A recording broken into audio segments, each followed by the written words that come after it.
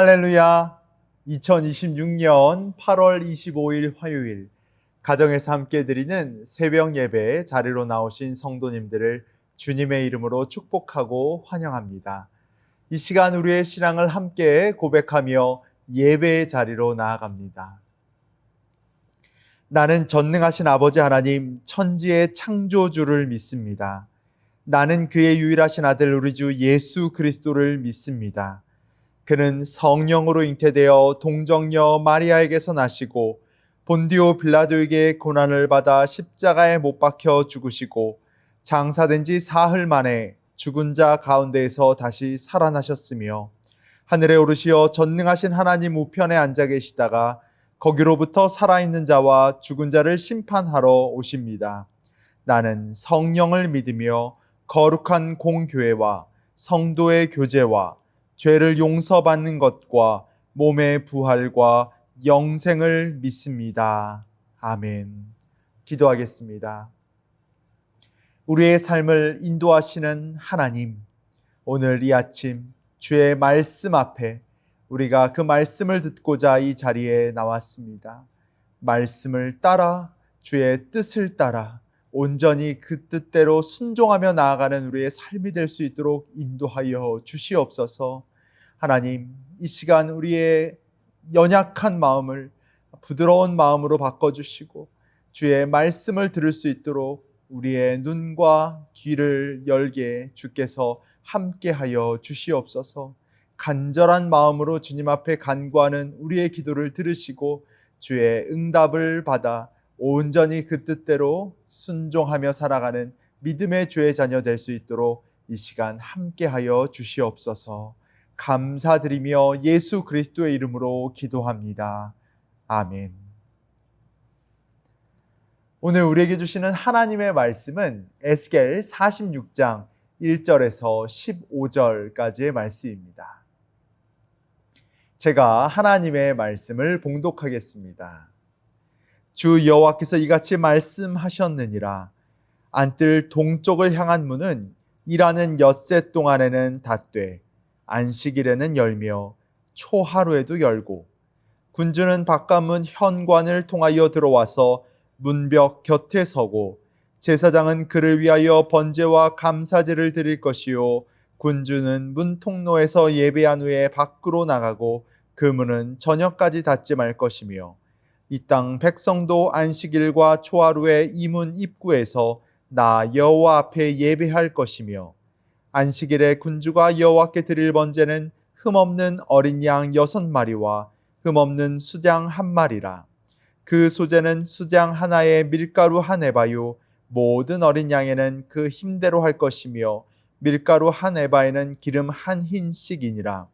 초하루에는 흠없는 숫송아지 1마리와 어린 양 6마리와 수장 1마리를 드리되 모두 흠없는 것으로 할 것이며 또 소제를 준비하되 숫송아지에는 밀가루 1에바요 수장에도 밀가루 1에바며 모든 어린 양에는 그 힘대로 할 것이요 밀가루 1에바에는 기름 1흰씩이며 군주가 올 때에는 이 문 현관을 통하여 들어오고 나갈 때에도 그리할지니라.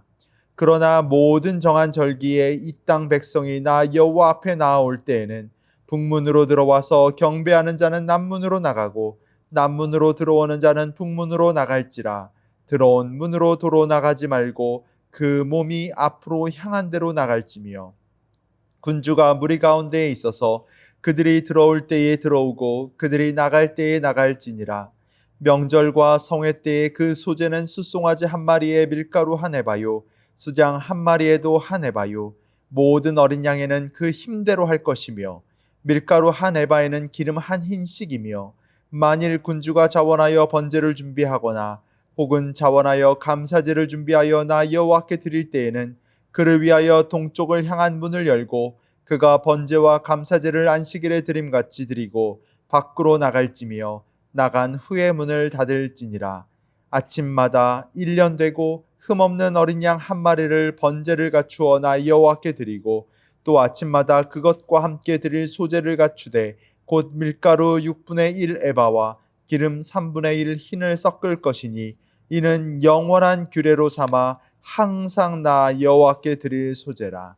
이같이 아침마다 그 어린 양과 밀가루와 기름을 준비하여 항상 드리는 번제물로 삼을지니라.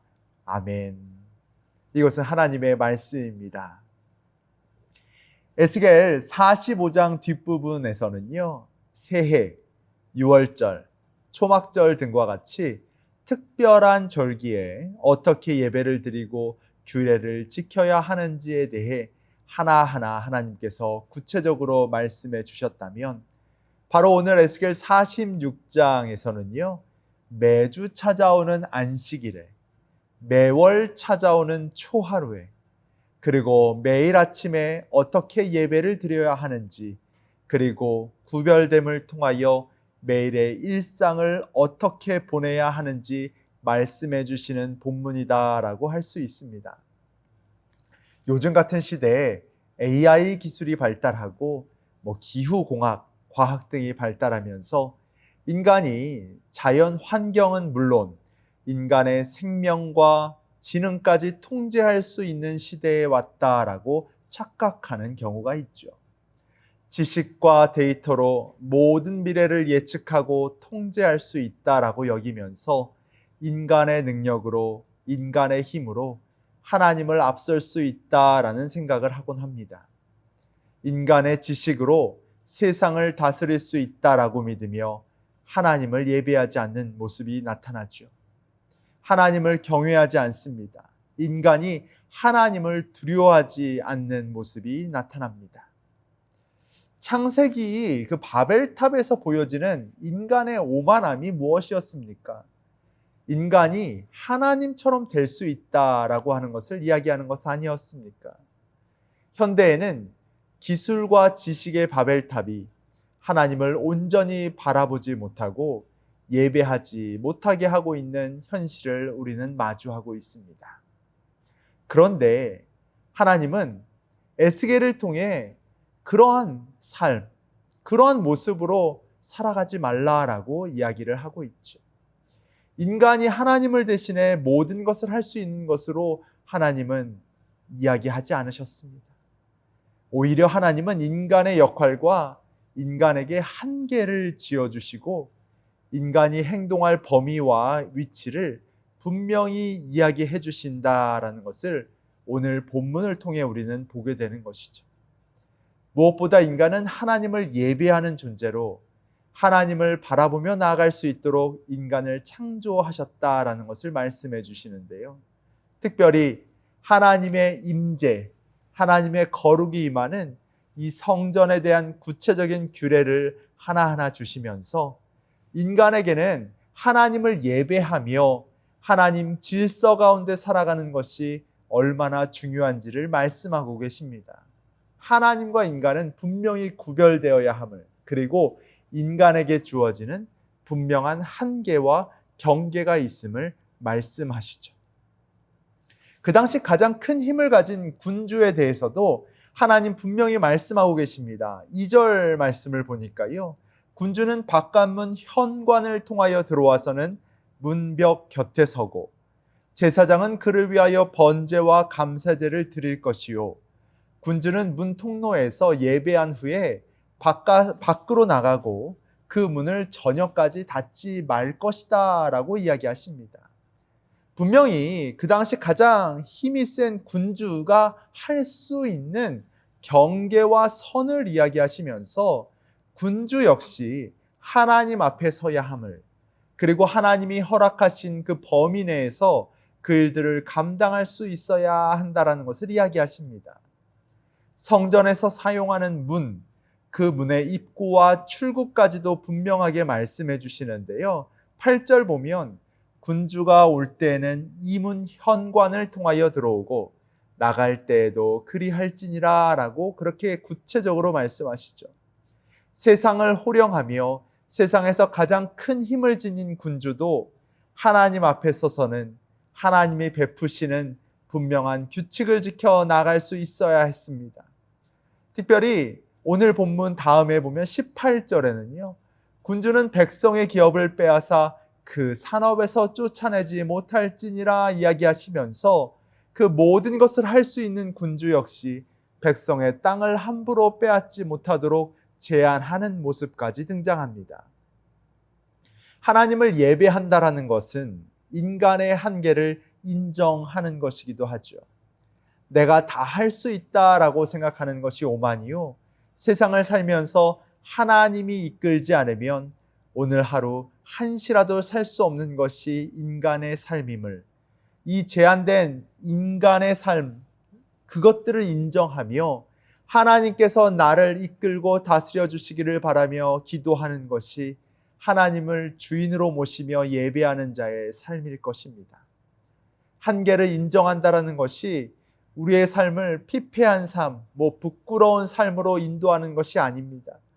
분명 하나님께서는 안식일의 규례에 대해서도 말씀하시면서 오늘 본문 1절에는 이렇게 말씀하십니다. 안뜰 동문은 엿새 동안은 굳게 닫혀 있게 하다가 안식일, 초하루만 활짝 열어라 라고 말씀하십니다. 안식일과 초하루에만 열어 온전히 하나님을 바라보라 라고 말씀하고 계시는 것이죠. 평일에 동문이 닫혀 있다라는 것은 하나님의 거룩하심을 세속으로부터 보호하는 것이요, 안식일의 문을 여는 것은 바로 안식일에 하나님과 백성의 은혜로운 영적 교제가 이루어짐을 상징적으로 보여준다라고 할 수 있습니다. 우리가 무엇을 잊고 있습니까? 사실 인간은 하나님 없이도 살 수 있을 것 같다라는 착각을 합니다. 세상 속에 나가서 하나님 없이도 세상은 돌아간다 여기며 착각하고 살아가는 것이죠. 그래서 세상 속에 나아가 그래도 어떻게 살아가는 것을 보면은요, 하나님 없이도 내가 무엇이든 할 수 있다라는 착각에 들기도 합니다. 그런데 연약한 인간을 하나님 바라보시면서 최소한 7일 중에 한 번은, 그리고 최소한 한 달 중에 하루는 하나님만을 온전히 바라보며 세상에 두었던 마음을 하나님께로 돌려 하나님만 바라보라라고 말씀하고 계시는 것이죠. 이 안식일에는 세상 근심 다 내려놓고 하나님만 바라보는 것입니다. 하나님이 나의 주인 되심을 다시 한번 기억하는 날이 되는 것이죠. 하나님이 부어주시는 말씀의 은혜를 사모하며 내 삶의 방향과 그 뜻이 오직 하나님 안에 있음을 깨달으며 온전히 예배하는 날이 안식일이 되는 것이죠. 거룩을 회복하는 삶이 되는 것입니다. 하나님이 활짝 문을 열어주시는 그날, 우리는 온전히 주님 앞에 달려나아가 참된 쉼과 회복을 얻는 안식의 기쁨을 예배를 통해 누릴 수 있는 우리 성도님이 될 수 있기를 바랍니다. 안식일을 잘 지키는 사람이 매일매일 삶에서도 하나님의 임재를 놓치지 않는 모습이죠. 초하루의 시간을 잘 지키는 사람이 한 달의 삶을 주님 앞에 맡기며 한 달의 삶을 주님을 놓지 않고 잘 살아가는 것이죠. 11조를 드리는 이의 마음, 이들의 마음은 주님, 내 것 중에 10%를 드리려는 주님의 그 명령에 의지하여 내가 마지못해 그 중에서 10분의 1을 드립니다. 이것을 11조에 드리는 마음이 이런 마음으로 드리는 것은 아닌 것이죠. 이 마음에 하나님께서 원하시는 이 11조는요, 주님, 내 모든 것이 주님의 것입니다. 그런데 그 가운데에 일부를 드리지만 내 모든 것 다 주님의 것임을 고백하며 드립니다 라고 하는 이 마음으로 드릴 때 주님께서 그 예물을 기뻐 받으시는 것이죠. 24시간 365일 우리가 살고 있는 세상 속에서는 쉬지 말라라고 이야기하며 멈추면 뒤처진다, 끊임없이 일해야 한다, 이 세상 속에서 우리가 더 쏙 빠져서 그곳에만 살아가라라고 이야기합니다. 그리고 그렇게 하지 않으면 우리를 불안하게 만들고요, 우리가 다른 목표를 가야서 그것을 향해서만 달려나가게 만듭니다. 사실 한국에서 청소년 사역을 할 때 공부해야 한다라고 하면서 주일 예배를 꼭 빠지는 학생이 한 명 있었습니다. 이 학생이 공부를 잘해서 자신이 이루고자 하는 목표를 이루었다라고, 그것이 그렇게 공부해서 하나님께 영광이 되겠습니까? 그 인간적인 생각에 가득한 매일의 삶 속에 하나님은 자리할 곳이 없게 되는 것이죠. 아무리 이 친구가 공부를 잘 하여도 하나님께는 영광이 되지 못했음을 하나님은 안타까워하셨으리라 생각이 됩니다. 안식일, 하나님은 우리를 향해 문을 활짝 열어주셨고 우리의 방향을 바꾸어서 한 주의 하루만이라도 인생의 주인이 누구인지를 깨닫고 내 자신에게 맞추어진 시선을 하나님께로 돌려 내 삶을 이끄시는 분이 내 능력과 내 힘이 아니라 바로 하나님이 나의 주인이심을 깨닫게 되는 놀라운 예배의 감격을 회복할 수 있는 우리 성도님이 될 수 있기를 바랍니다. 그게 바로 안식일을 통하여 우리에게 주시는 하나님의 그 예배의 기쁨과 또 회복의 은혜다라고 생각이 되는 것이죠. 예배의 자리는 문이 활짝 열린 곳으로 하나님이 우리를 찾아오셔서 우리를 만나주시는 복된 자리입니다.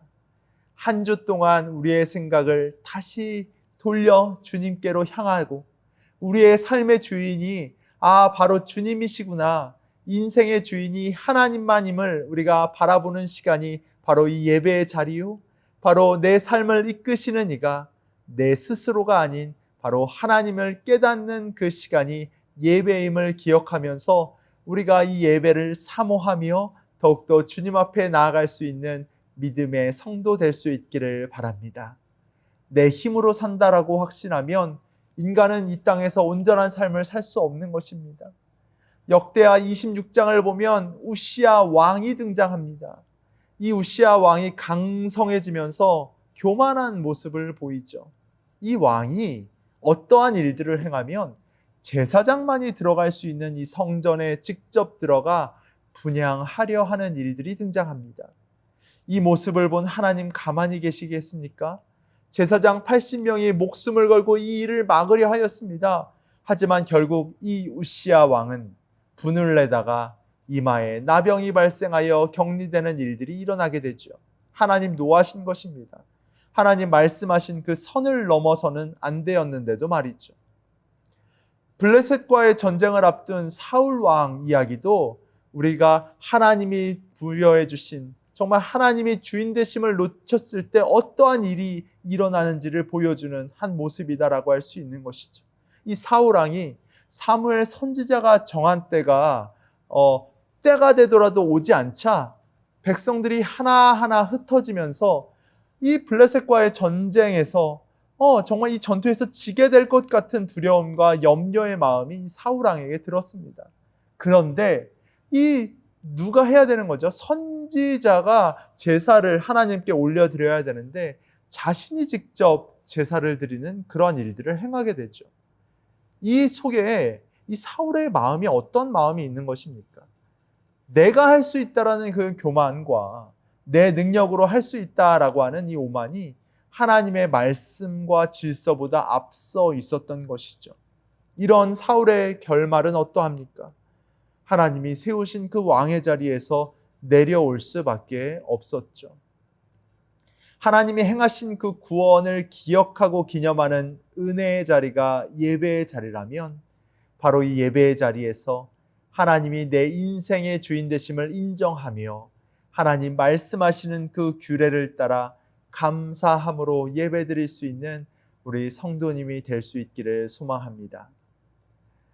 로마 제국의 황제 테오도시우스 1세는요, 데살로니가에서 반란이 일어나자 분노하며 수천 명의 시민을 학살한 왕이었습니다. 3시간 만에 7천여 명의 시민이 목숨을 잃을 정도로 잔인한 행동을 했던 왕이었죠.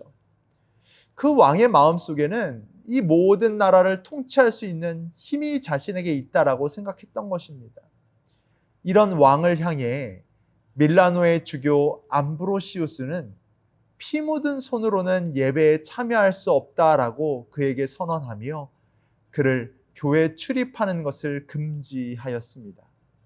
무고한 백성들의 피를 흘려놓고 거룩한 하나님의 전에 발을 들일 수 없다라며 그 피 묻은 손으로 주님의 성체를 받을 수 있겠냐라고 외치며 문전박대를 하였다라는 것이죠. 그 절대 권력의 왕에게 말이죠. 바로 이때 왕은 이런 주교의 요청에 어떠한 반응을 보였습니까? 테오도시우스 왕은 주교를 처형할 수도 있었겠고요. 무력으로 문을 부수고 그 안에 교회로 들어갈 수도 있었겠죠. 그런데 그는 군대를 동원하거나 권력으로 밀어붙이지 않고 황제의 화려한 관과 옷을 벗은 채 8개월 동안 평신도와 똑같은 공개 회개의 자리에서 엎드렸던 그 모습을, 그런 태도를 우리가 아직도 그 역사를 통해서 우리는 그 모습을 기억하게 됩니다. 특별히 그는 엎드리면서 시편 119편 25절의 말씀을 외치며 엎드렸다라고 하는데요. 내 영혼이 진토에 붙어 싸우니 주의 말씀대로 나를 살아나게 하소서라고 외치며 하나님 앞에, 이 절대 권력자도 하나님의 제단 앞에서는 먼지에 불과함을, 하나님 앞에서는 먼지에 불과하다라는 것을 고백하며 그는 엎드리며 회개했다라는 것이죠. 주님 말씀대로 나를 이끌어 달라라고 간구하였던 것이죠. 주께서 나의 삶을 이끌어 달라라고 주님 앞에 외쳤던 것이죠. 그리고 시간이 흐른 후 서기 390년 암브로시우스 주교는 이 황제의 회개가 진실함을 인정하고 성전 문을 열어 주었는데요. 그때에도 이 황제는 안쪽으로 들어갈 수 있는 그 특권이 있었으나 그 특권을 함부로 사용하지 않고 제단 밖 평신도의 자리에 머물면서 성찬을 받고 예배를 드렸다라고 하는 이야기가 있습니다. 이 예배에 참여할 수 있음에 감사하며 하나님이 자신을 건져주셨음에 감사하며 내 삶을 주관하시는 이가 하나님이심을 기억하며 그는 두려움과 떨림으로 하나님의 임재의 자리에 나와 예배를 드린 것이었죠. 우리도 이 두려움과 떨림으로 예배에 참여할 수 있기를 바랍니다. 하나님이 말씀하신 거룩한 질서를 가볍게 여기지 않고 진정 하나님을 만나 나를 인도하시는 그 하나님 앞에 참된 예배자로 거룩히 나갈 수 있는 성도님이 될 수 있기를 바랍니다. 하나님은 오늘 본문을 보면 왕뿐만 아니라 이스라엘 백성들 모든 이들에게도 이동하는 문 그 하나까지도 섬세하게 말씀하심을 보게 되는데요. 9절을 보니 이렇죠. 모든 정한 절기에 이 백성이 나 여호와 앞에 나아올 때에는 북문으로 들어와서 경배하는 자는 남문으로 나가고 남문으로 들어오는 자는 북문으로 나갈지라, 이렇게 말씀하십니다. 뭐 이렇게까지 하실 필요가 있나 싶기도 하지만 처음부터 끝까지 세밀하게 규례를 하나님 하나하나 말씀해 주심을 보게 됩니다. 들어온 문으로 되돌아가지 말고 앞으로 곧장 나아가게 하신 이 규례에도 깊은 영적 의미가 있다라는 것이죠. 참된 예배는 과거의 죄와 익숙했던 옛 삶으로 되돌아가는 것이 아니라 하나님을 만난 은혜의 힘으로 앞을 향해 전진해 나가는 결단임을 보여주는 것이기도 한다라는 것이죠. 하나님은 우리의 이 작은 동선 하나까지도 질서 있게 인도하시며 이전과는 다른 새로운 삶의 방향으로 걸어가기를 원하셨던 것이요, 하나님을 만난 사람은 결코 이전과 같은 모습으로 돌아갈 수 없음을, 옛길로 유턴하지 말고 하나님을 바라며 앞을 향해 나아가야 한다라는 것을 말씀해 주고 계신다라고 하는 것이죠.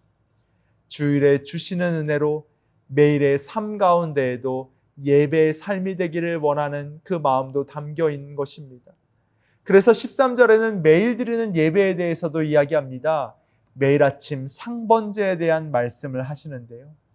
우리는 예배를 마친 후 세상을 향해 또 나아가게 되지만 바로 그 일상 속에서도 계시는 하나님, 그 하나님과 동행하며 일상의 헌신으로까지 이어지는 신실한 백성이 되어야 한다라는 것이죠. 매일 아침 드리는 이 제사가 이스라엘 공동체의 거룩함을 유지하는 영적 기초이자 생명줄이 되었습니다. 에스겔서를 보면 48장의 가장 마지막 구절에 등장하는 선언이 있죠. 예루살렘 성읍의 이름을 여호와 삼마라고 부르라라고 말씀하십니다.